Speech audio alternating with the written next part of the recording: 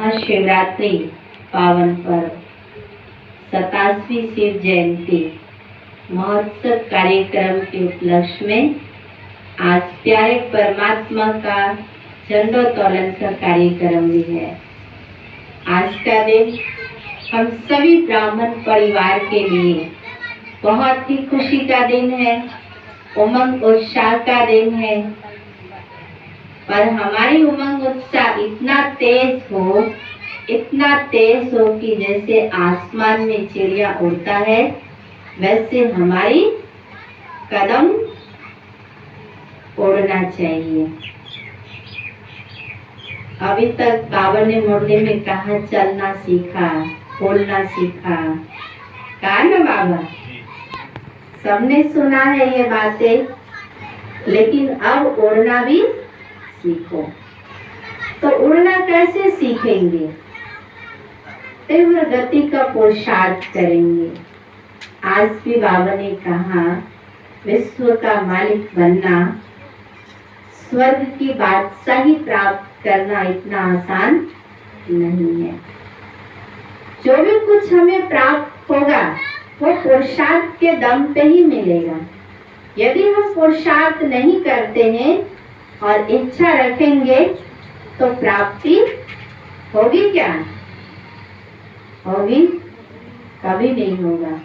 इसलिए हमें अपने पुरुषार्थ पर अटेंशन रखना है और पुरुषार्थ की गतिविधि को तेज करना है, आगे बढ़ाना है।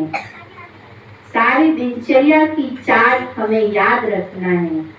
भगवान को कितना समय याद करते, भगवान की मुरली हम कितना मिस किए, कितना सुने। बाबा एक बार की मुरली में कहा कि बच्चे 2 बार स्नान करो। कहा है ना? कितने बार स्नान करो? 2 बार। स्नान का अर्थ क्या है? ज्ञान मुरली 2 बार सुनना है। लेकिन आज अपने आप को चेक करना है कि सच में हमने 2 बार मुरली सुना। प्रतिदिन स्नान करते हैं। भगवान कहते मैं पतित पावन हूँ, आया हूँ तुझे पतित से पावन बनाने। और बनाने का माध्यम भी भगवान ने ज्ञान मुरली दे दिया स्नान करने के लिए।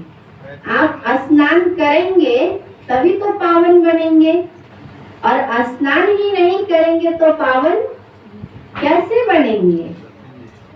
कैसे बनेंगे? इसलिए स्नान करना बहुत जरूरी है।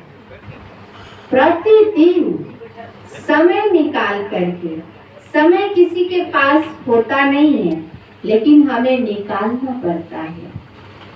निकालना चाहिए या नहीं? नहीं निकालना चाहिए। लेकिन क्या करते हैं? आज ये काम था, छूट गई मुरली, स्नान हुआ, छूट गई ना मुरली। जब मुरली छूटा तो स्नान खत्म कहानी। तो पावन बनेंगे तो कैसे देवता बनेंगे? अशुद्ध तो देवता बनते नहीं है। देवता बनने के लिए तो पावन बनना पड़ेगा। ज्ञान मुरली आत्मा का भोजन है। देखिए कितना भी बिजी रहते हैं, चाहे जीवन में कितना भी बड़ा समस्या आ जाता है, परिस्थिति आ जाती है, भोजन खाना छोड़ते हैं क्या? भोजन उस दिन भी मिस होता है। घर में मानो कोई घटना घट गई, तब क्या करते हैं? नींद करना, भोजन करना छोड़ देते हैं, कारोबार संभालना छोड़ देते हैं। मुरली क्यों छूट जाता है? मुरली भोजन नहीं है क्या? मुरली भी हमारी आत्मा का भोजन है, आत्मा को शक्तिशाली बनाता है। जैसे 30 दिन 3 टाइम का भोजन हम इस शरीर को देते, दाल चावल रोटी दही सब्जी पापड़ अचार, वो खाते हैं तो हमारे शरीर को एनर्जी मिलता है। ताकत मिलता, शक्ति मिलता है ना। यदि हम 3 दिन भोजन नहीं खाते हैं तो क्या होता है? शरीर कमजोर हो जाता है, कमजोरी आ जाता है, चक्कर आने लगता है। कहते हैं आज तो 3 दिन से भोजन ही नहीं खाए, हमें तो बिस्तर से उठने तक का भी ताकत नहीं है, 1 गिलास पानी तक भी लेके पीने की क्षमता नहीं है। 3 दिन सिर्फ भोजन नहीं खाया तो आपका शरीर इतना कमजोर हो गया। सोच सकते हैं, यदि आत्मा को भोजन न मिले तो आत्मा कितना कमजोर होगा। आत्मा की सबसे पहली कमजोरी आती है मुरली नहीं सुनने से आलस्य, अलबेलापन, सुस्ती। यदि ये बीमारियां आत्मा में प्रवेश हो गया तो मुरली मिस होना ही होना है, भोजन छूटना ही छूटना है। तो आत्मा तो कमजोर होगी ना। फिर क्या होगा? एक दिन मिस किया, चलो आज की तो मिस हुआ ना, कल सुन लेंगे। कल फिर कोई समस्या आ गई, आज भी नहीं आ पाए, चलो 2 दिन तो मिस किया, तीसरा दिन तो चले जाएंगे। क्या होता है? आप आते हैं, वही एक संस्कार बन जाता है मिस करने का। एक दिन यदि आपने मिस किया तो 30 दिन मिस होगा। तो वही फिर मिस करने की आदत पड़ गई, संस्कार बन गया, पुरुषार्थ में ढीला हो गया, अलबेलापन आया। फिर क्या होगा? ज्ञान से, योग से, सेवा से, धारणा से आपका लगन कम होने लगेगा। लगन कम होगा, पुरुषार्थ की गति तेज के बजाय स्लो हो जाएगा और बादशाही मिलने के बजाय कौड़ी दिखाई देने लगेगा। पुरुषार्थ से ही हमें बादशाही मिलेगा। यदि हमने मिस किया तो उसके बदले में हमें क्या मिलेगा? कौड़ी ही तो मिलेगा। हम चाहेंगे स्वर्ग का संपूर्ण सुख मिल जाए और हमने पुरुषार्थ किया ही नहीं सुख पाने का, तो मिलेगा? नहीं मिलने वाला है। इसलिए भगवान की महावाक्य हमारी आत्मा का भोजन है, इस पे हमें अटेंशन देना चाहिए। यही हमारा पढ़ाई है। इसी पढ़ाई के आधार से हम मनुष्य से देवता बनेंगे और इसी पढ़ाई को हम मिस करते हैं। और किस किस तरीके से मिस करते हैं? आज ये समस्या थी, कल वो समस्या है, परसों वो समस्या था, आज शरीर अस्वस्थ था, पर बाबा ने कहा है कि आप बिस्तर पे भी हो तब भी मुरली सुना करो। हाँ, कहा है ना बाबा? बाबा तो बोला है ना, लेकिन इस शब्द को आपने धारणा किया, धारणा किए होते तो आज पढ़ाई हमारा मिस नहीं होता।